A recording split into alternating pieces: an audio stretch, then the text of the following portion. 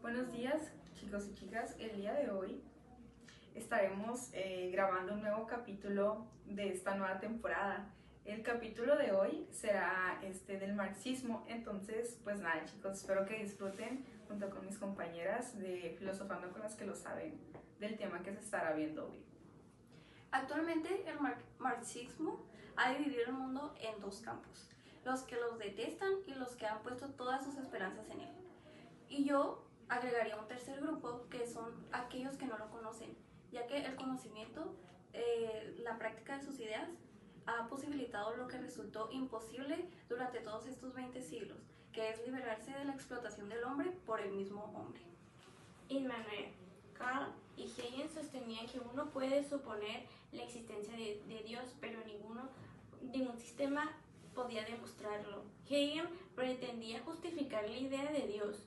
La razón evoluciona permanentemente en la historia hacia una meta absoluta. La historia universal es el avance de la conciencia de la libertad. Dios solo existe con el espíritu del mundo. Las luchas sociales no son solo religiosas. No hablan de la lucha entre los obreros y los patrones.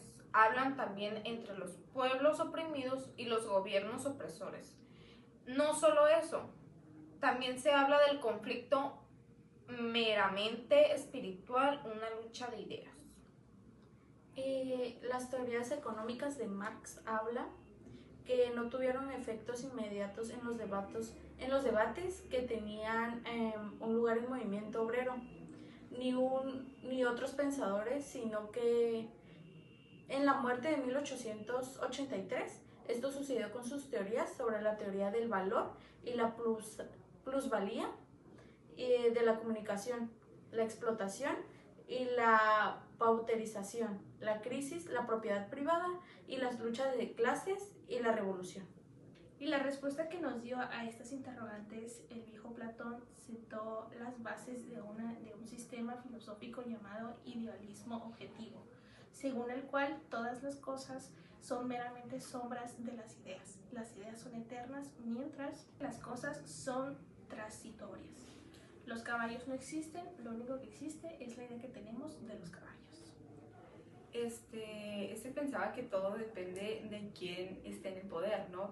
Si en este se halla en manos de los ricos, hay una oligarquía. Si está en manos de los pobres, es una democracia. Existen muchas clases de democracia, lo que también depende de quién lo predomine, los campesinos, los artesanos, etc. El Renacimiento es un contraataque feroz de la razón y la ciencia contra el dogma, la tiranía religiosa y el fanatismo, y se apuntó a una importante victoria para la humanidad, es decir, para la libertad de nuestro pensamiento. La humanidad atraviesa en su historia 3 etapas, que corresponden a las etapas de la vida del hombre: infancia, adolescencia y adultez. El estado de barbarie y el patriarcado del hombre cazador gobernador por la magia.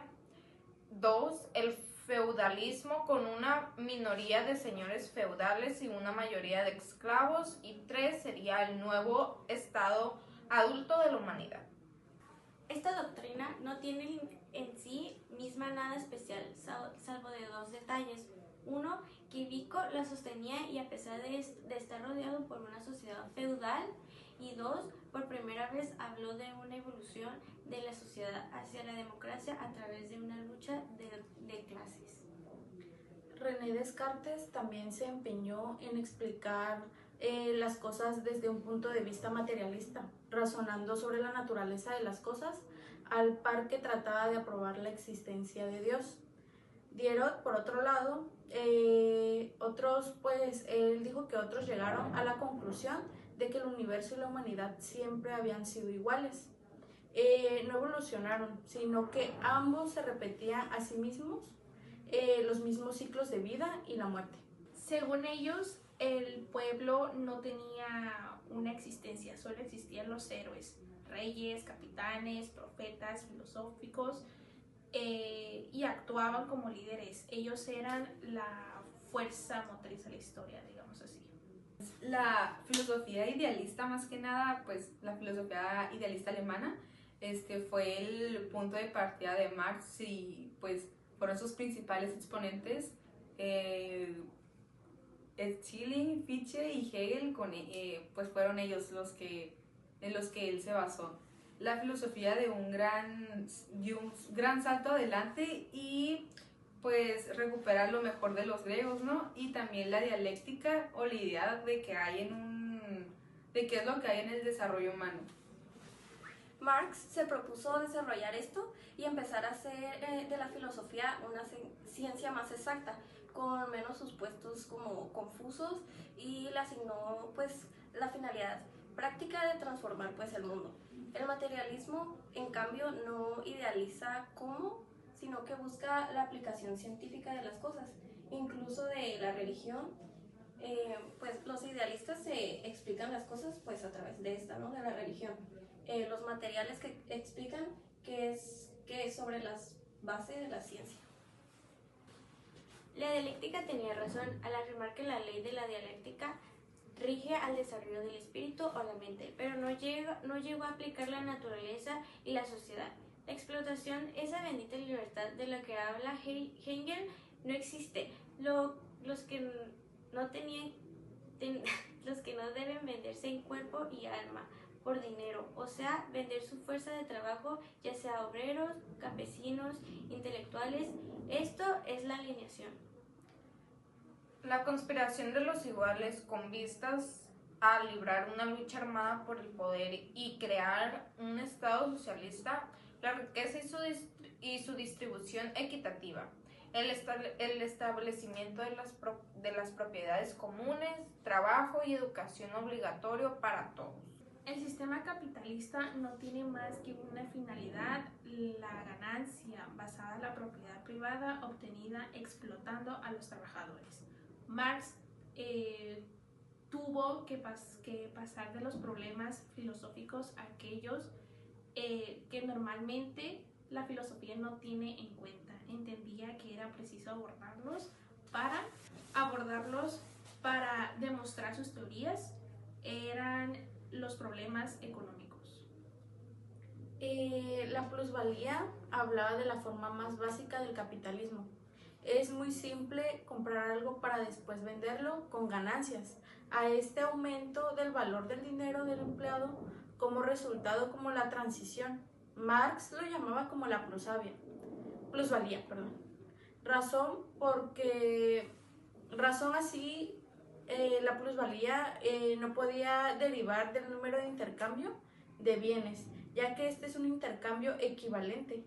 Las mercancías se venden para comprar otras mercancías. El materialismo histórico es mostrar que la historia la hace el hombre, no el destino ni la llamada mano de Dios. Marx piensa que la humanidad no necesita pues ayuda externa para inventar sus herramientas. No apareció ningún ángel del cielo para enseñarle a construir pues las ruedas o los arados, ¿no? La filosofía, el materialismo histórico más que nada se basa en ver cómo la sociedad ha podido avanzar de poco a poco y el cómo cambia, ¿no? Dependiendo del contexto histórico en el que se encuentra. Y bueno, dentro del feudalismo, las clases sociales de arriba para abajo eran nobleza, clero, mercaderes, artesanos, de las guildas y siervos. El capitalismo, ahora el trabajador ya no es esclavo del señor feudal, es un ciudadano libre, o sea, libre de venderse al mejor postor. La historia de la lucha de clases, históricamente inevitable, fue un rudo golpe para el capitalismo. Tarde o temprano, dice Marx, que el capitalismo tendrá que emprender la retirada ante un nuevo sistema, más justo, y es el más socialismo. Esto habla de transformar una sociedad capitalista en una socialista de exploración de los medios de producción privados. Esto reemplazó el gobierno y la administración del Estado, o sea, tomar el poder. Marx se dio a la fórmula del manifiesto comunista de los proletariados del mundo unido. Una mano que se compone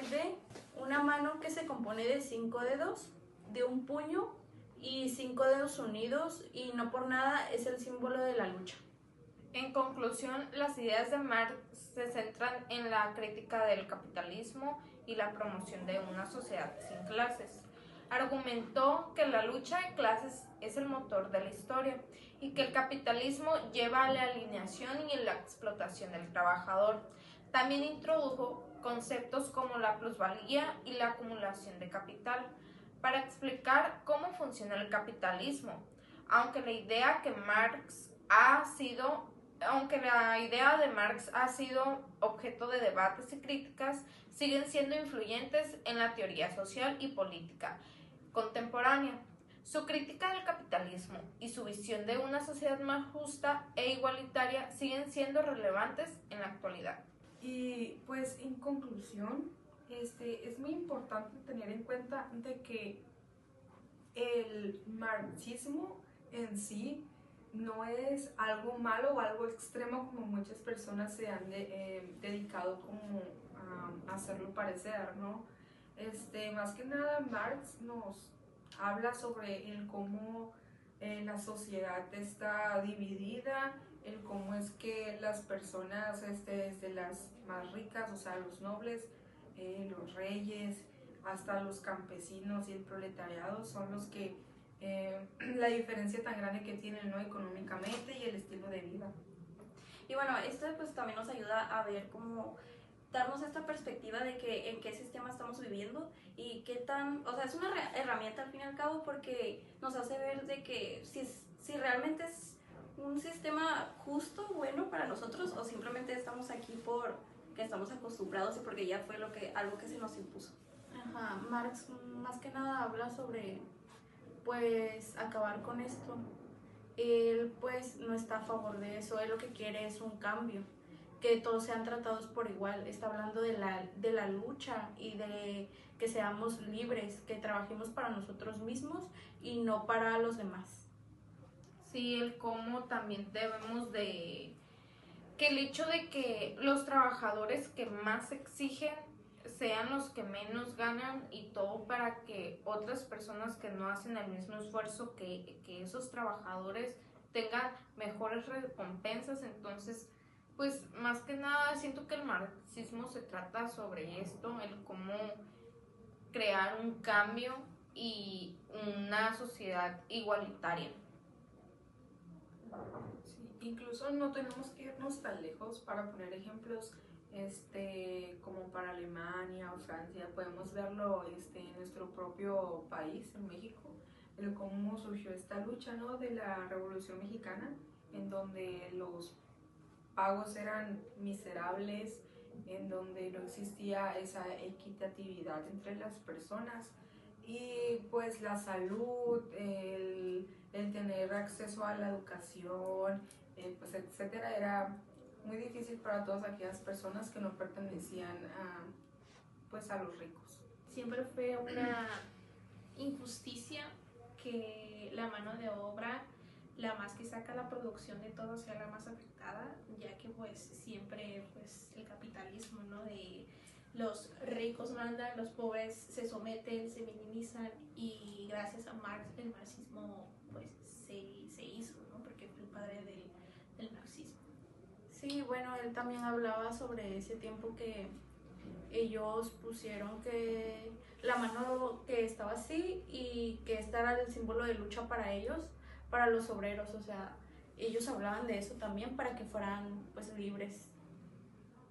Y pues bueno, esto es todo de nuestra parte, espero que les haya gustado este capítulo y pues nada, esperen los demás que vienen. Bye.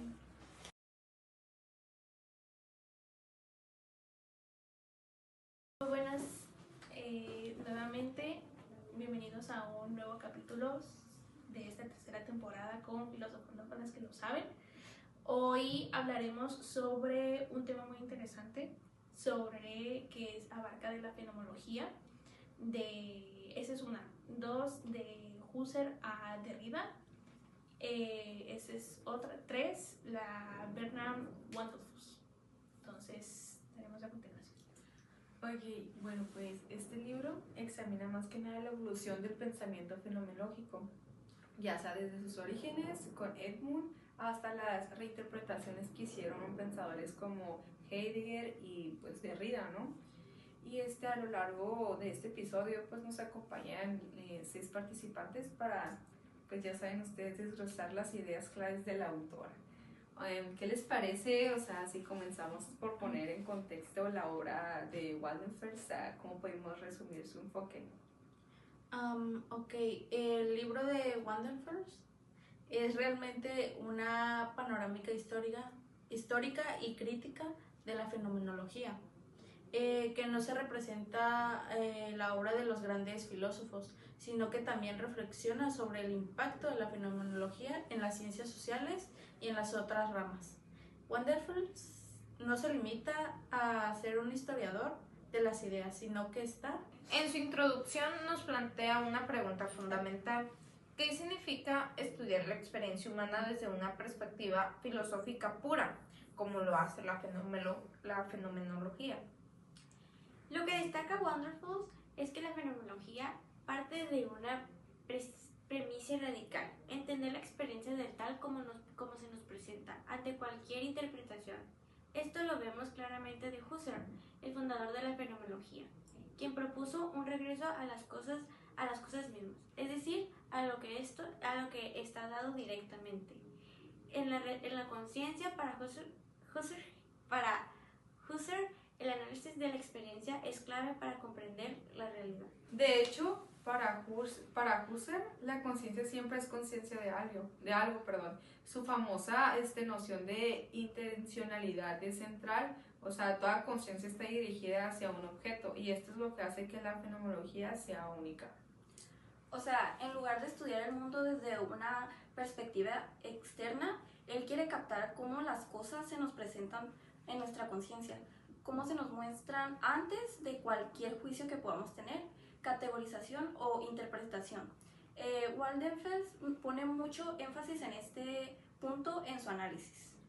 Y me gustaría agregar algo, que sería que a pesar de que Husserl establece una teoría rigurosa de la fenomenología, su enfoque también sigue siendo muy abstracto.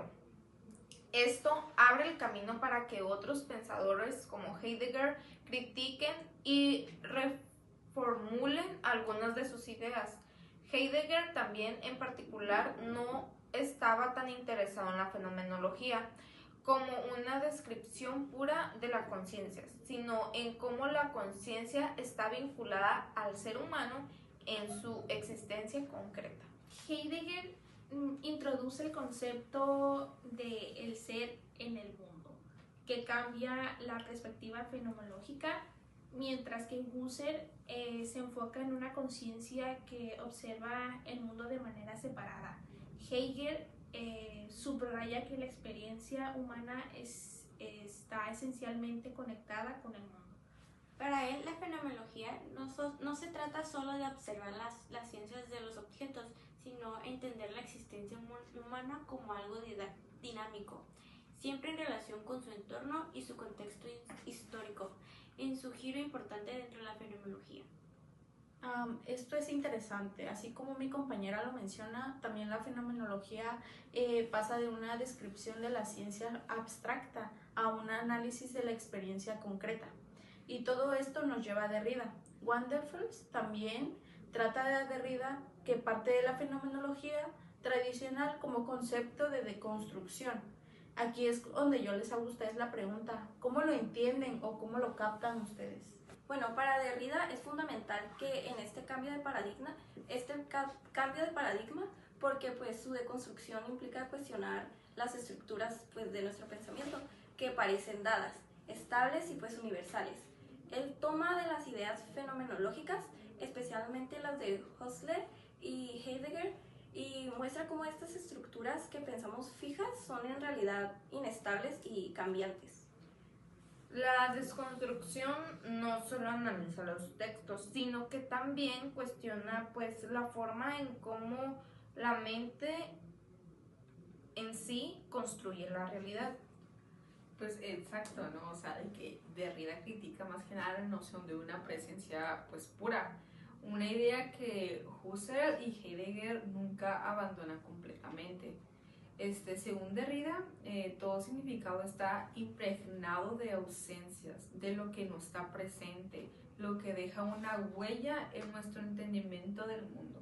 Su idea de la diferencia, el juego entre diferencia y diferencia, introduce una perspectiva en lo que el sentido nunca está fijo, sino que siempre está en proceso de un cambio.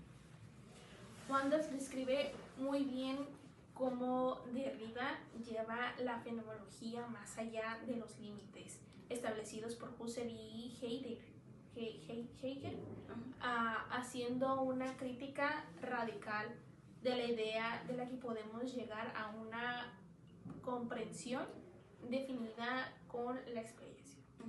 Y pues no solo eso, sino que Derrida también pues introduce esta noción de que pues todo el lenguaje está marcado por la falta de un origen fijo, mientras que la fenomenología de Husserl intenta pues llegar a una verdad esencial de las experiencias. Por otro lado, Derrida nos muestra que el lenguaje en su constitución misma es algo fragmentado en la, ¿cómo se dice? Interpretativo. Ajá.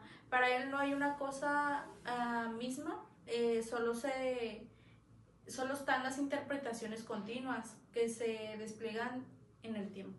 Y pues esa es una crítica profunda, ¿no? Más que nada la fenomenología habla intentando pues ser la ciencia de la pues esencia, ¿no? Pero Derrida la desmantela, por así decirlo, al mostrar que lo esencial no puede ser capturado de manera pues tan fija. Wanderfeld también se ocupa de la influencia que esta crítica derridiana tiene sobre la filosofía contemporánea. Nos hace cuestionarnos si en lugar de buscar esencias inmutables deberíamos de enfocarnos en la apertura constante de la interpretación. Al final, el libro de Wanderfeld no solo es un resumen histórico de la fenomenología, sino una reflexión sobre sus interpretaciones filosóficas y su futuro. Nos invita a preguntarnos, yo les pregunto a ustedes, chicas, ¿cómo pueden las ideas fenomenológicas seguir siendo relevantes en el contexto filosófico contemporáneo?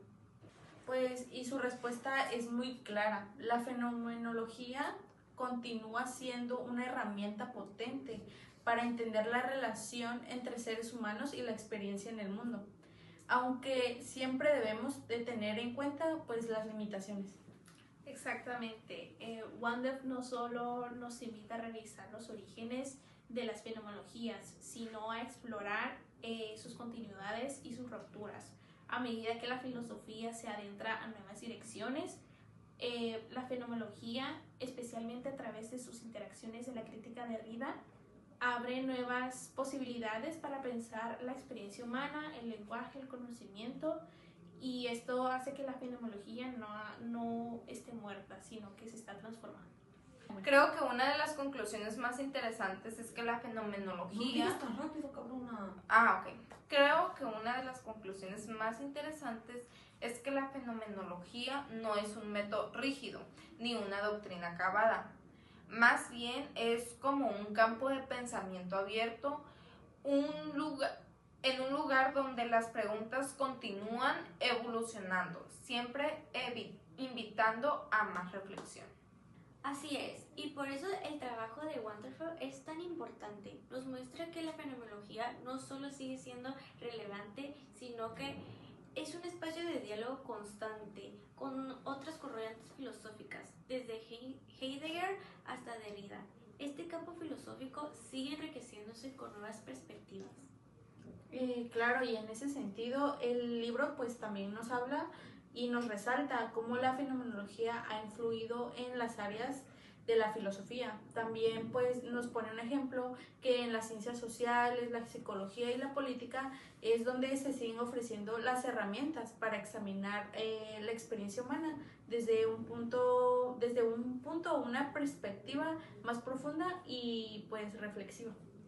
Y bueno, aunque sea una obra que esté catalogada como académica y técnica, pues también tiene una gran pues relevancia práctica porque nos ayuda a pensar el cómo construimos nuestra realidad. y cómo interpretamos nuestras experiencias cotidianas. Además de que nos invita a mirar pues más allá de las certezas que damos por sentadas. En resumen, el trabajo de Waldenfeld es una pues invitación a reflexionar sobre las bases de nuestra experiencia, ¿no? A cuestionarlas, a cuestionar estas con certeza y pues abrir el campo de la fenomenología para el futuro. Y pues ya saben, ¿no? Pues esto es un texto fundamental para los interesados en filosofía contemporánea. Creo que es algo que deberían sin duda de investigar porque pues de todos los autores que hablamos, ¿no? Cada uno se contradecía entre ellos o buscaban como sacar una salidita, ¿no? Cada quien tenía su propia versión de lo que significa la fenomenología, ¿no?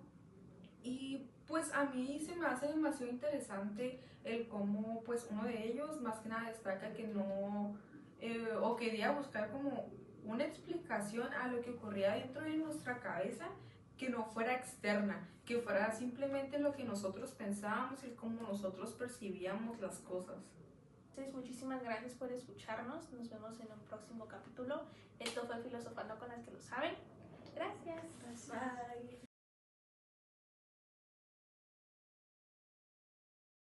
Buenas tardes a todos. Hoy daremos a continuación un capítulo más de nuestro podcast y estaremos hablando sobre la hermenéutica de Manuel Ferraris. Yo quiero empezar este tema, niñas, haciéndole una pregunta que para mí es clave y que sería de ¿qué es la hermenéutica según Ferraris y cómo es que se aplica en nuestra vida diaria? Bueno, pues más que nada Ferraris pues ve la hermenéutica como algo mucho más que la interpretación de textos, ¿no? Textos antiguos. Y pues también nos dice que pues interpretamos todo lo que todo lo que vivimos, nuestras experiencias, lo que vemos, lo que escuchamos, y que pues básicamente todo esto es un proceso constante de nosotros dar sentido a lo que nos rodea, de saber, de tener como un ejemplo.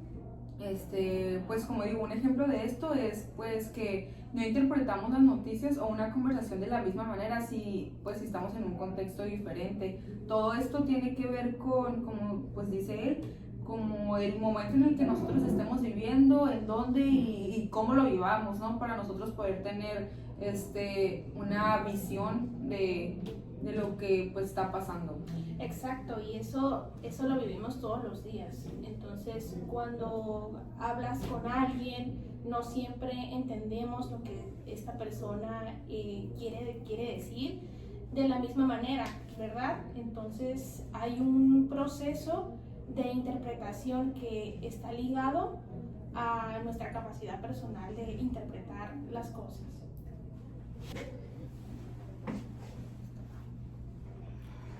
Y claro, el lenguaje tiene mucho que ver con esto. Ferraris destaca que el lenguaje no solo comunica hechos, sino que construye nuestra realidad.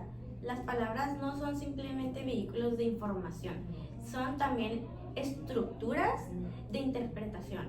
Por ejemplo, cuando decimos libertad, ¿qué entendemos por libertad, chicas? Cada persona lo ve de diferente manera, supongo, dependiendo de su historia y yo creo de su contexto, ¿no? Sí. El arte.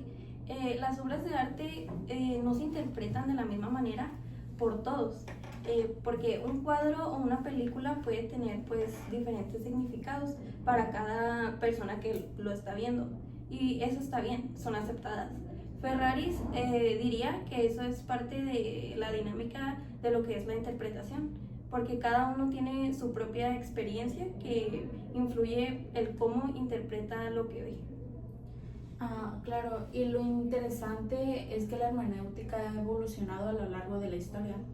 En el tiempo de Platón, la interpretación, se centraba en encontrar la verdad original de un texto, especialmente en la filosofía y los textos sagrados. Hoy, con Ferraris, vemos que la hermenéutica se ha expandido más allá de los textos y nos invita a interpretar toda nuestra realidad en cualquier contexto. No se trata solamente de los textos escritos, sino en cómo lo entendemos en nuestro entorno y las personas. Yo les pregunto, ¿cómo es que afecta el contexto cultural, histórico o personal a nuestra interpretación? Porque como mencionan, no interpretamos de la misma manera en diferentes épocas ni en diferentes situaciones. Pues justo como Ana dice, ¿no? Y pues también como decía Ferraris, pues el contexto es súper fundamental. No solo los textos, sino todo lo que interpretamos está pues condicionado por el momento en que vivimos. Pues por ejemplo, nosotros podemos decir que un texto antiguo puede ser interpretado de manera diferente, ¿no?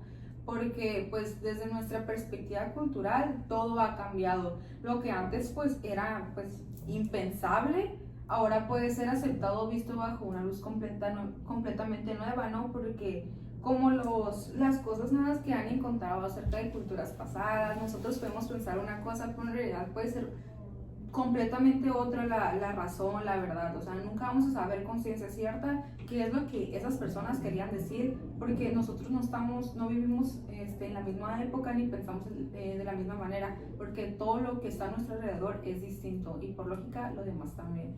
Y esto es muy interesante, ya que como lo vivimos a diario, también es nuestra propia interpretación de lo que pasa, del presente, tal cual, depende del tipo de persona que esté. Lo que para uno puede ser una noticia positiva, para el otro puede ser un conflicto, todo dependiendo, claro, de lo vivido, de lo que cada uno haya vivido, del contexto y de todo. Y no solo la historia personal, sino también el lenguaje y cómo lo usamos. Las palabras que elegimos son el reflejo de cómo entendemos el mundo.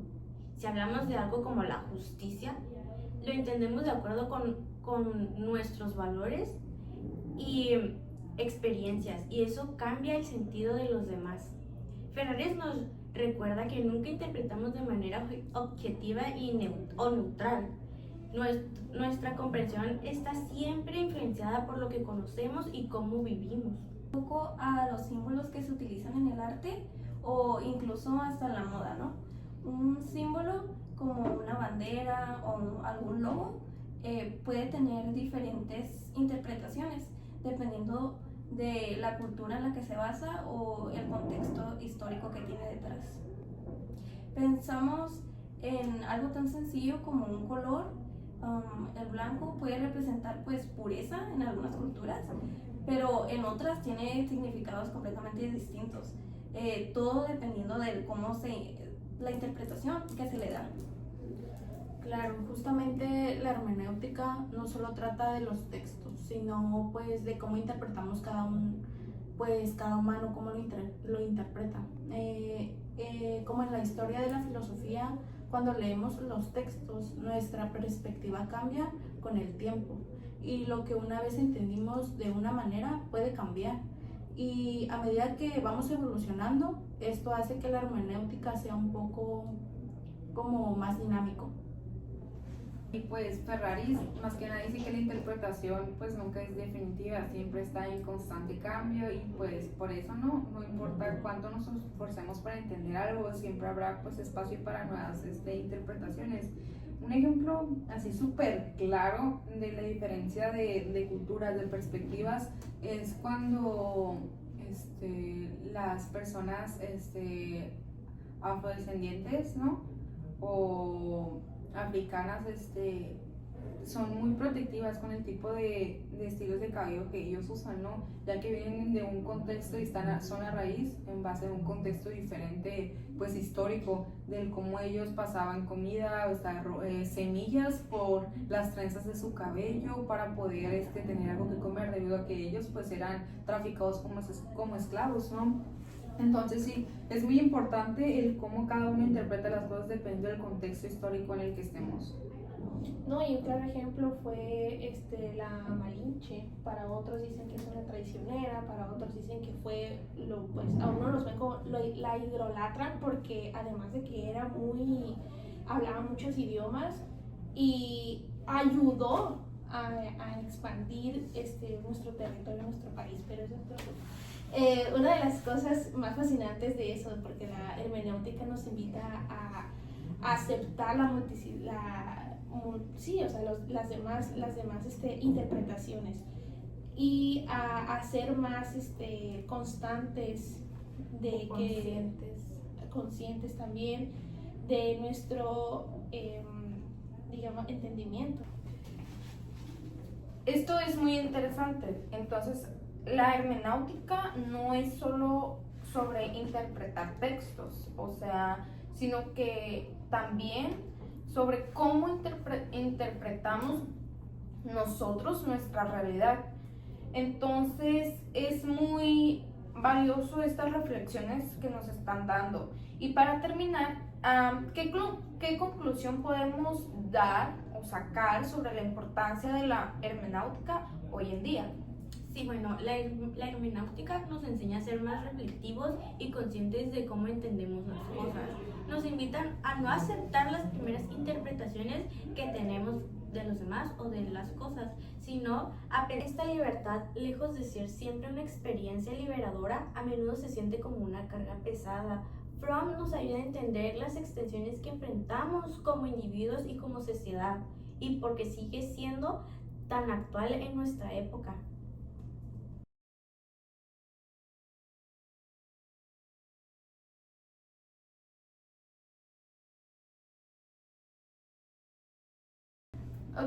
Para continuar con otro de los filósofos que vamos a hablar hoy en el podcast, sería de Max Horkheimer, que daremos un poquito de su introducción. Fue un filósofo y sociólogo alemán, también pues que falleció el 7 de julio de 1973. ¿Y qué hizo este señor? Pues fue que realizó su primera obra de las ciencias de la razón instrumental durante sus años de estudiante, cuando estudió filosofía, y lo que selló, digamos, esas bases de su pensamiento fue el filósofo Karl Marx. Entonces, Horkheimer extiende esta crítica al indicar que la razón industrial también se expresa en un ámbito cultural y político, en el que usa la lógica de la capacidad y el control sobre la ética de los valores humanos. Entonces, en este contexto, el señor Horkheimer da la razón instrumental, también abarca el estudio de la realización cultural y la educación de las clases sociales. La teoría crítica de Horkheimer es una invitación pues a cuestionar pues las estructuras de poder, la dominación que ya subyacen de la sociedad moderna a través de la crítica del racionalismo, la ideología y la técnica. Pues Horkheimer también pues nos ofrece pues las herramientas para pensar en una sociedad diferente, más justa y menos alineante. Su obra sigue siendo una referencia fundamental para los pensadores que buscan entender y transformar el mundo de manera pues radical.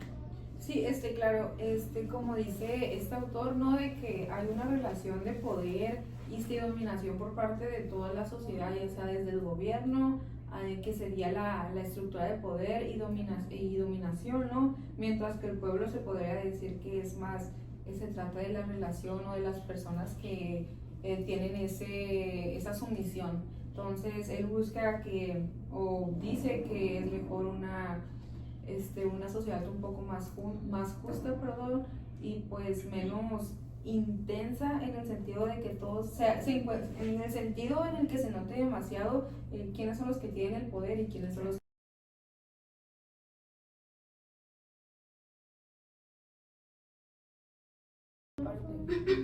que se subió junto. Hasta por acá, para que cheques Ahí también. Bueno, otro filósofo del cual estaremos también retomando su teoría sería el de Theodor Adorno, que nos presenta el término la cultura pues moderna, ¿no? Que pues el cómo se ha convertido esta en una herramienta de dominación, y de pasividad y alineación dentro de lo que es el sistema capitalista. Y pues también que es un sistema cultural que se basa en producir pues materiales siguiendo estándares que pues solo buscan el entretener y distraer como a la sociedad y pues brindar esa sensación como podría ser como de estatus, ¿no?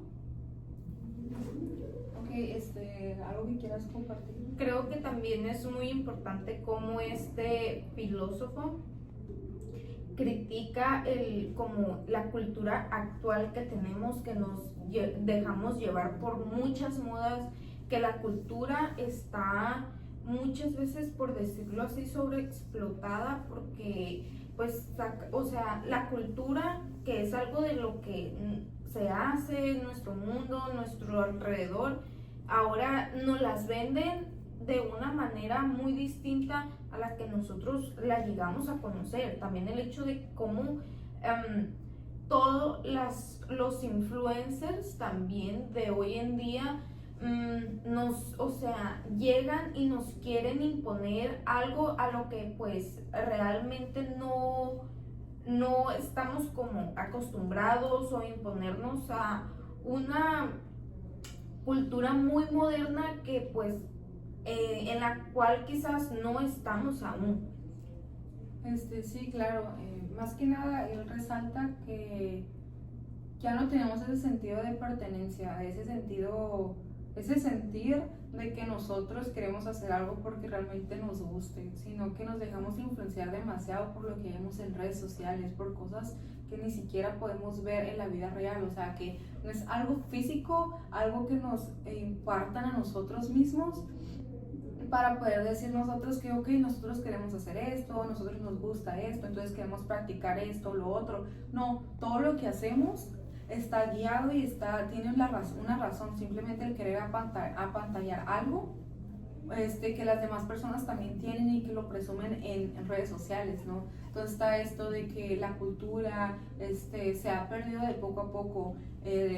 Porque hay gente que tal vez es por miedo, por vergüenza, que no hace cosas que realmente les apasionan y prefieren hacer algo que es algo que es más como socialmente aceptable.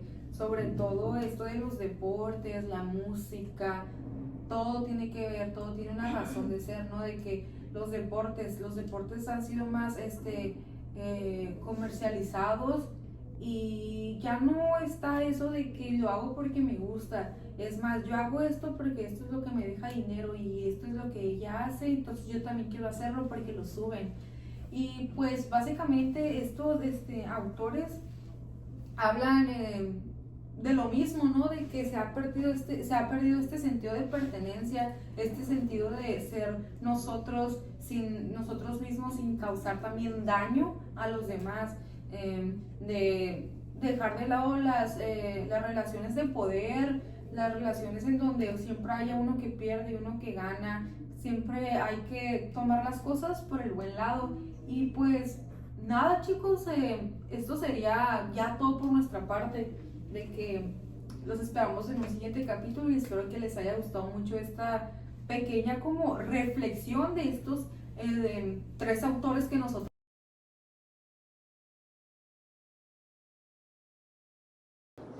Buenas tardes, hoy estaremos dando nuestra última conclusión de todos los temas que hemos visto. Este es el último capítulo que vamos a grabar de esta tercera temporada y empezaremos hablando un poquito sobre la fenomenología. ¿Pero qué es la fenomenología? Bueno, voy a dar un poquito de contexto. La fenomenología es una corriente filosófica que estudia cómo experimentamos y percibimos el mundo desde una perspectiva subjetiva. Su objetivo es describir fenómenos tal y como se presentan en nuestra conciencia, sin interpretarlos o explicarlos a partir de teorías externas o presuposiciones previas. Sí, claro, ¿no? Una de sus principales características más que nada es que pues esta corriente filosófica pues está pues enfocada en la experiencia, ¿no? De que se centra en cómo los fenómenos, ya sean los objetos, las emociones, ideas, todo lo que pensamos, sentimos, pues se manifiesta en nuestra pues mente y en cómo lo vivimos. Entonces, pues sí, básicamente va de esto, esta corriente habla de todo lo que, de cómo nosotros conectamos las ideas, de todo lo que nosotros pensamos, sentimos, pero que esté solamente guiada y explicada por cosas que no sean externas, o sea, todo lo que sea de nosotros, que se quiera, como Lo que interpretar, ajá, nosotros pensamos, pero solamente dentro de nosotros, no por algo externo que nos impulsa a pensar de esa manera. Sí, siempre se ha dicho que la fenomenología es todo lo opuesto del positivismo y es totalmente de acuerdo, porque el positivismo tiene que ser negro porque es negro, porque yo lo digo que es negro y todo, y no, la fenomenología dice, no, hay que extendernos, hay que saber, hay que, pues sí, o sea, básicamente es eso. Buscar otras maneras de pensamiento. Claro.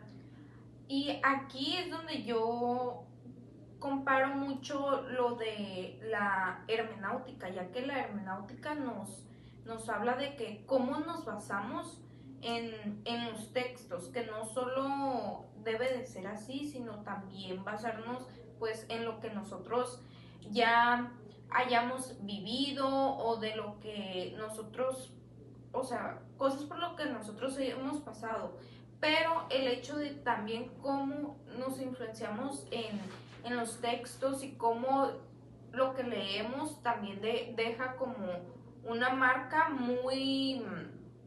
como muy permanente en nosotros, por así decirlo, el cómo eso que nosotros llegamos a leer se queda con nosotros, pues, y que no se debe de basar, pues, solo en eso.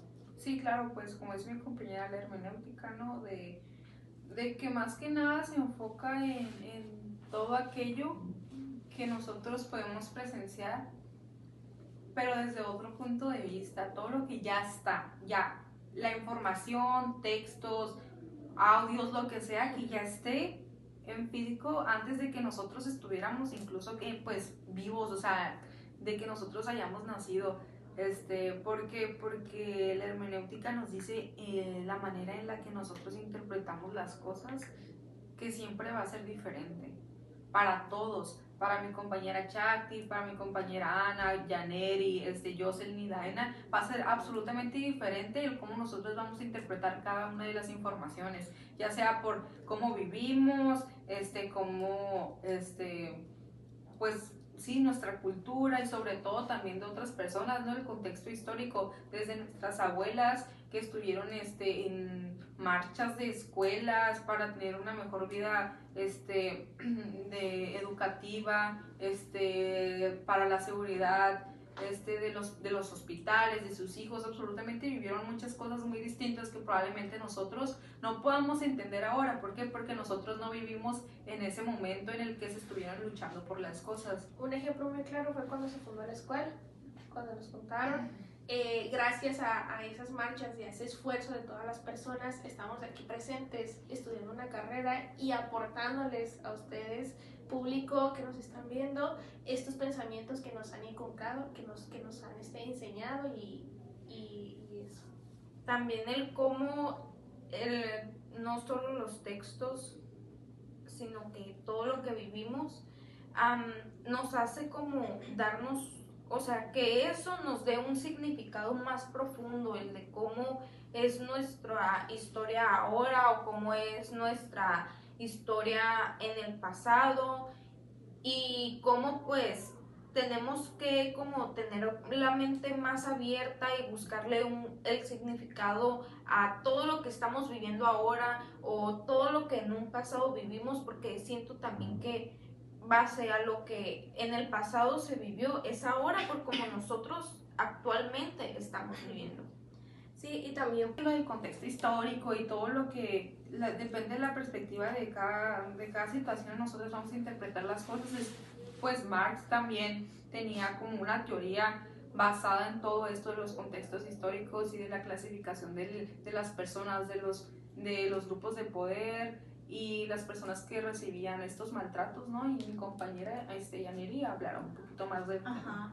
el marxismo más que nada habla sobre que debemos de tener empoderamiento sobre nosotros mismos, que no ninguno de los ricos pues los debe de tratar como mal porque los tenían en zonas deplorables, o sea, trabajaban día a día y se esforzaban mucho para que ellos le quitaran pues las ganancias y les dieran pues poco, recibían muy poco. Y más que nada Marx habla de la libertad que debemos de tener y de los derechos que ahorita pues se tienen, no como antes que no, pues no tenían derechos, y ellos hablaban más que nada pues de la libertad que se debe de tener. Sí, bueno, Marx hace mucha énfasis en su época, en su libro, del clasismo. Había mucho clasismo y se dividía por ricos, pobres, y como los ricos daban un sueldo demasiado bajo para lo que los pobres hacían y todo el trabajo y las horas. Y eso se puede ver también no solamente en su época, también sucede mucho en la actualidad. No solo en nuestra actualidad hay sueldos demasiado bajos para mucha gente que hace demasiado. Por ejemplo, tenemos muy claro las personas que trabajan en fábricas. Ellos se matan 8 horas, 9 horas diarias para recibir un sueldo mínimo como no sé, 3,000 pesos. También un ejemplo puede ser como las personas que recogen la basura. Esas personas es como si le pondríamos más atención a ese tipo de situaciones o a ese tipo de cosas que vivimos en la actualidad. La mayoría de nuestros días es como ellos se esfuerzan tanto, se están tanto tiempo en el sol o cargando cosas muy pesadas para que al final reciban pues un sueldo muy mínimo. Sí, claro, y sobre todo hablando de esto de las sociedades, ¿no? De cómo a veces no los ricos son los que imponen ciertos estándares o ciertas cosas, y pues vamos ya a algo más distinto, ¿no? Es la hermenéutica, más que es parecido, todos los temas están como que agarraditos de la mano y se explican como que se van desencadenando cada uno, perdón, y van apareciendo. Por ejemplo, la hermenéutica, ¿no? Que nos habla más del cómo las personas ya no están tanto haciendo las cosas porque quieren, sino porque lo ven como una moda, lo ven como algo. Por ejemplo, esto suele suceder mucho, ¿no? De que las personas ricas tienen estos estilos de vida que una persona de escasos recursos, una persona que no vive tan acomodadamente, pues no va a poder hacerlo. Pero que va a ser, pero estas personas ricas lo suben. ¿Por qué? Porque su situación económica se los permite.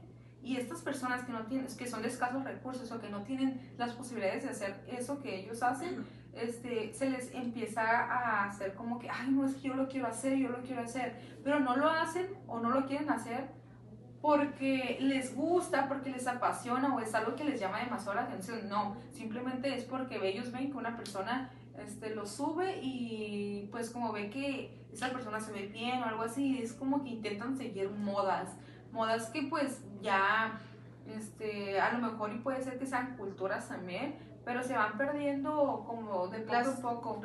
O sea, las culturas que siempre hemos tenido, pues, como es de lo que, justo de lo que habla Teodoro Adorno, que es de cómo las culturas se han perdido por lo que influencers o las redes sociales, perdón, nos han estado vendiendo, que ya no es a lo que nosotros estamos acostumbrados, o que la cultura realmente que debe de haber ya no la estamos siguiendo o ya no la estamos normalizando como antes en su tiempo estaba muy pues normalizada. Sí, también siento también que este tema que estamos tocando influye mucho en la teoría de Eric Fromm, que él nos dice pues también que las personas pierden por seguir otros estándares, seguir otras cosas completamente distintas a su pues se puede decir a su nivel económico, pues pierden la esencia, ¿no? La esencia de cada persona, de cada ser humano. Realmente ellos quieren aparentar algo que no son y algo que no se pueden dar. Ajá, como bien mencionaron, es un ciclo, ¿no? El capitalismo también tiene que ver con la cultura moderna perpetúa el capitalismo, porque en sí la cultura moderna incentiva el consumo, y el consumo que al fin y al cabo termina siendo el capitalismo. Así que pues es un ciclo de nunca acabar, y pues la aportación de cada uno de estos filósofos nos hace pues ver estas perspectivas, ¿no?, más profundo de cómo funcionamos como sociedad, y o sea, si realmente esto es un sistema correcto o nos dejamos llevar simplemente porque ya fue algo que se impuso. Sí, entonces La pregunta del millón, ¿no? es la pregunta del millón esa. Y pues por nuestra parte, chicos, chicas, chiques, esto ha sido todo por nuestra parte. Entonces, lamentablemente, muchas gracias, y lamentablemente pues nos tenemos que despedir. Ya esta es nuestra última temporada y